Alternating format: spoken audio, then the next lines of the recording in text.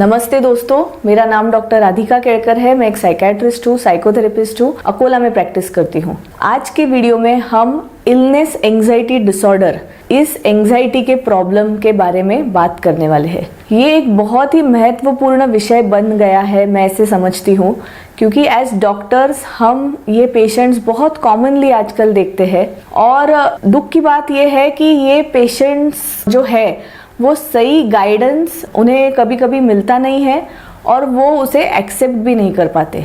तो illness anxiety disorder यानी कि क्या है? आप सोच रहे होंगे कि ये क्या चक्कर है, मैं क्यों इसको इतना इम्पोर्टेंस दे रही हूँ। तो इसमें होता क्या है कि एंजाइटी होती है, basically it is an anxiety issue, जिसमें चिंता बढ़ जाती है खुद के हेल्थ के बारे में। खुद की जो हेल्थ है, खुद के जो सिम्टम्स है, कुछ कभी कभी सिम्टम्स जो नज़र आते हैं इंसान को, तो वो उसे रिलेट करता है कोई बीमारी के साथ और बहुत चिंता में रहता है। मैं आपको एक केस स्टडी बताती हूँ जिससे आपको समझने में दिक्कत नहीं होगी। तो एक मिडिल एजेड, एक इन हर 50s, मतलब 50 के ऊपर एज वाली एक महिला मेरे पास रेफर होके आई थी। उनको 2-3 डॉक्टर्स ने बोला था कि आप साइकेट्रिस्ट का ओपिनियन लीजिए आपके प्रॉब्लम के लिए। तो उनका प्रॉब्लम ये था कि उनको एसिडिटी और पेट में थोड़ा डिस्कम्फर्ट, ये सारी सिम्टम्स थी। उसके पहले भी उनको काफ़ी सारे अलग अलग सिम्टम्स आ चुके थे, फिजिकल सिम्टम्स, यानी कि सीने में भारीपन लगना या फिर हेडेक होना, ऐसे जो फिजिकल सिम्टम्स है काफ़ी देर से उनको आ रहे थे। और 2-3 डॉक्टर्स ने उन्हें बोला था कि आप साइकेट्रिस्ट के पास जाइए, क्योंकि इन्वेस्टिगेशंस में कुछ नहीं निकल रहा है। जो भी बहुत सारे इन्वेस्टिगेशंस कराए, जो भी नॉर्मल एक ईसीजी, इको, जो भी पेट की जो सारी इन्वेस्टिगेशंस है, वो सारे कराने के बाद ऐसे लगा कि बॉडी में कोई प्रॉब्लम नहीं है, फिजिकली कोई प्रॉब्लम नहीं है। तो उन्हें डॉक्टर्स ने सलाह दी कि आप साइकेट्रिस्ट से मिलिए, ये शायद साइकोलॉजिकल हो सकता है। तो ये मोमेंट पे लोग सोचते हैं कि नहीं, ये साइकोलॉजिकल तो नहीं है, मेरा दिमाग से रिलेटेड नहीं है ये प्रॉब्लम, क्योंकि मुझे फिजिकल पेन हो रहा है, मुझे डिस्कम्फर्ट हो रही है, मेरे पेट में तकलीफ हो रही है, मेरे सीने में मुझे दर्द हो रहा है। तो ये सारे फिजिकल सिम्टम्स की वजह से इंसान सोचता है कि मुझे ये साइकोलॉजिकल प्रॉब्लम नहीं है, ये तो फिजिकल प्रॉब्लम है। और ये शायद से ये जो डॉक्टर है वो समझ नहीं पा रहे, या फिर मुझे जांच नहीं बताई गई है ठीक से, या फिर और कोई प्रॉब्लम होगी जो शायद मिस हो रही है डॉक्टर से। तो वो ये सोच के काफ़ी अलग अलग डॉक्टर्स के पास जाते हैं कि इस आशा से कि उनका जो प्रॉब्लम है ये कोई ढूंढ पाए और ये जो उनको डिस्कम्फर्ट हो रही है ये ठीक हो जाए। तो जो महिला मेरे पास आई थी, उनके बहुत पिछले आई थिंक 2 से 3 साल में उनके बहुत सारे फाइल्स जमा हो गए थे। अलग अलग शहरों के डॉक्टर्स को उन्होंने दिखाया था। आखिरकार उनको 1-2 डॉक्टर्स ने तो ये कहा कि आप हमारे पास अब मत आइए, आपको कोई, मतलब ये जो हम ट्रीट कर सकते हैं ऐसी कोई भी प्रॉब्लम आपको नहीं है। तो वो फाइनली मेरे पास आए और जो सेशंस हुए उनको मैंने मेरे हिसाब से, मतलब जो उनको गाइडेंस देना चाहिए था वो सब दिया। तो इसे हम कहते हैं इलनेस एंजाइटी डिसऑर्डर, कि जब सारे इन्वेस्टिगेशंस नॉर्मल होते हैं पर तो भी फिजिकल सिम्टम्स होते हैं, डिस्कम्फर्ट होता है, जो अवेयरनेस है सिम्टम्स के बारे में का वो बहुत ज़्यादा होता है। यानी कि ऐसे मूंगियाँ आ सकती है, पूरे बदन पे मूंगियाँ आना, नम हो जाना, दर्द होना, डिस्कम्फर्ट होना, या फिर कोई गैस्ट्रिक सिम्टम्स यानी कि लूज मोशंस, या फिर दर्द होना, ये सारे जो फिजिकल टाइप के सिम्टम्स है ये आते रहते हैं। और उनका रिलेशन जो पेशेंट है वो किसी बीमारी से, वो हमेशा एक ऑब्सेस्ड होते हैं कि मुझे कोई तो बीमारी हो गई है। तो अभी ये महिला के बारे में ये था कि एक 5 साल पहले उनके जो फादर थे वो गुजर गए थे हार्ट अटैक से। तो उसके बाद उन्हें ये लगा कि ये मिस नहीं होना चाहिए, मेरा कोई भी प्रॉब्लम जो है वो मिस नहीं होना चाहिए और टाइमली ट्रीटमेंट मुझे मिलना चाहिए। तो ये जो वरी है, इसके वजह से शायद हमने जो बात की उसमें ये निकला कि शायद से क्योंकि वो टाइमलाइन बहुत मैच हो रही थी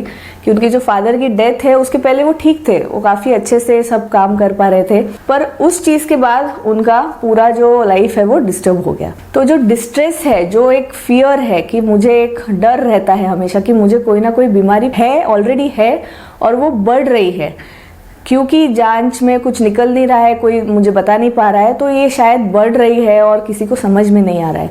तो ये एक डर बना रहता है कि मुझे कब क्या हो जाए पता नहीं। तो ये जो डर है, ऑब्सेशन है, या फिर ऐसे भी होता है कि जो पेशेंट है वो खुद ही चेक करते हैं काफ़ी बार, वो घर में बीपी अपैरेटस लेके आते हैं, या फिर जो पल्स ऑक्सीमीटर होता है वो आजकल कोरोना के बाद में सब लोग कैसे यूज़ करना है वो जानते हैं। तो थोड़ा भी ऐसे घबराहट जैसे फीलिंग आई तो बीपी चेक करना, तो ये जो बिहेवियर्स है ये बढ़ जाते हैं। या फिर इंटरनेट पे सर्च करना अपने बीमारी के बारे में, अपनी सिम्टम्स के बारे में सर्च करके कोशिश करना कि खुद ही डायग्नोस करें कि मुझे क्या हो रहा है। तो ये सारे चक्कर में उनका जो दिमाग है उसमें विचार बीमारी के बारे में ही होते हैं, और उनका जो रिएक्शन है, उनका जो बिहेवियर है वो भी उसके तरह ही उस डायरेक्शन में ही होता है। यानी कि अवॉइड करना, कुछ भी कहीं पे भी बाहर जाना या फिर कुछ एंजॉय करना अवॉइड करना, क्योंकि कब क्या हो जाए उसकी गारंटी नहीं होना। तो इसकी वजह से पूरा जो लाइफ है ये सब सिम्टम्स के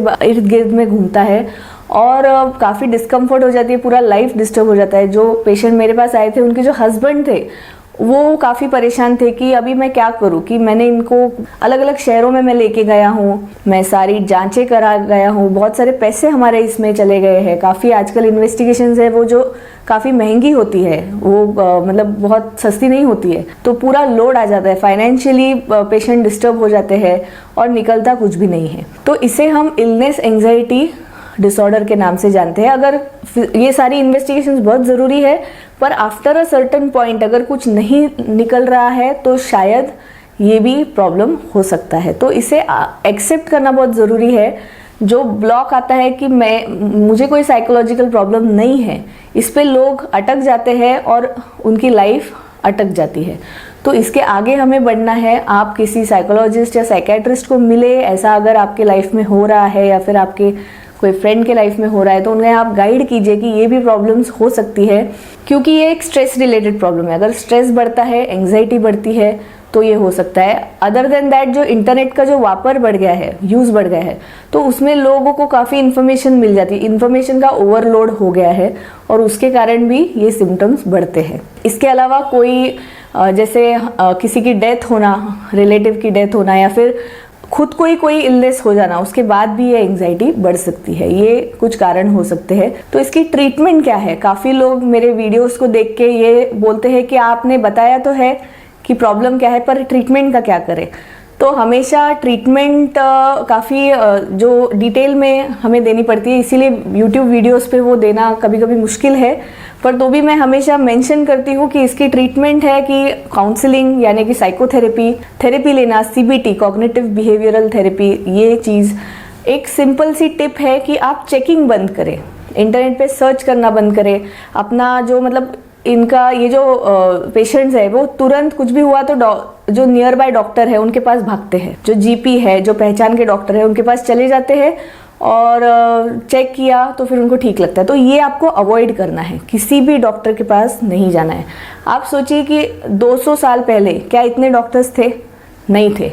तो ये एक अलग पर्सपेक्टिव है, पर तो भी आप ये सोचिए कि आपको डॉक्टर विजिट्स आपके कम करने हैं, आपको तुरंत डॉक्टर के पास नहीं भागना है, आपको BP अपैरेटस घर पे नहीं रखना है, ग्लूकोमीटर घर पे नहीं रखना है। ये सारी जो इन्वेस्टिगेशन है ये आपको अवॉइड करनी है और जितना हो सके उतना लोगों के साथ घुलना मिलना है, अपना रूटीन बनाना है, एक्सरसाइज करनी है, ये सारी चीज़ें करनी है। तो ये हम थेरेपी में इन डिटेल बताते हैं, पेशेंट टू पेशेंट वो वेरी होता है, तो वो वीडियोस पे बताना मुमकिन नहीं है, पर ये सारी चीज़ें हैं ट्रीटमेंट के अंदर। उसके अलावा मेडिसिन्स है, एंग्जाइटी और कभी कभी ये जो इलनेसेस होती है इसके साथ डिप्रेशन भी होता है, तो उसकी जो मेडिसिन्स है वो काफ़ी यूज़फुल होती है। इसके अलावा रिलैक्सेशन टेक्निक्स और माइंडफुलनेस, सो ये सारी टेक्निक्स से प्रोलॉन्ग्ड कभी कभी एक थोड़ा लंबा समय जा सकता है ट्रीटमेंट में, पर आप इससे ज़रूर बाहर आ सकते हैं।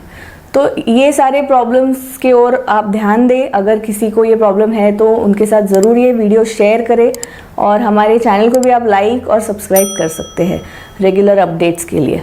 सो ये वीडियो देखने के लिए धन्यवाद। Thank you.